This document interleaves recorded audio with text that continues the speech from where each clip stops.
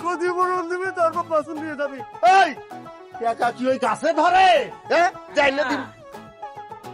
টাকা গাছে ধরুক আর নদীতে ভাসুক, জরিমানা তো দিতে হোক। বেটা যে বাগান করছে, মাগনা করছে, টাকা খরচ হয়েছে না? এই তুই মানবতা বিরোধী কথা বলছ কেন? এই বাছুরটা কি বাজার থেকে তরকারি কিনে বাড়িতে নিয়ে রান্না করে খাবে? আল্লাহ যে এত কিছু তৈরি করছে, গাছপালা, লতা পাতা, এগুলো কার জন্য? ওর মতো গোয়া প্রাণীর জন্য।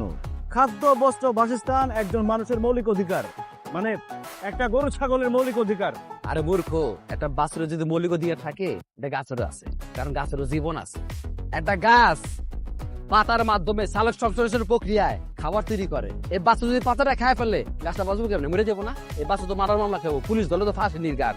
এই জন্য কই জরিমানা দিয়া দেখ, সবাই শান্তিতে থাকুক, সুখে থাকুক। শান্তি শান্তি শান্তি শান্তি। আসছে আমার শান্তির পায়রা। শীতকালে গাছের পাতা এমনি ঝরঝরে পড়ে যায়, তাই বলে কি গাছ মরে যায়? সময় হলে গাছে আবার ঠিকই পাতা গজায় যায়। গরু বাছুর যত পাতাই খাক, গাছের মতো গাছ থাকবে। এই আপনি বাছুর নিয়ে যান তো, বিচার শেষ। দেন কাকা, দাঁড়ান দাঁড়ান, অস্থির না, বুঝছি। এই ফকির নিয়ে আপনার জরিমানা দিব না। 2000 টাকা তো ওই জরিমানা আমি আপনাকে দিয়ে দিতেছি। এই বিচার আমি করতেছি, সমাধান আমি দিব। জাবেদ, ওনারে তুই 2000-এর বদলে 4000 টাকা দিয়ে দে। না, 2000 হইব না, 2000 লাগবে না। ফকির নি পকেটে ঢুকা 4000 তো আমি 8000 দিতেছি। 16,000, 32,000, 64,000, 1 লাখ, 2 লাখ, 2 লাখ 10, 5 লাখ, 10 লাখ 10, 20 লাখ, 20 লাখ 20, 1 কোটি। 1 কোটি।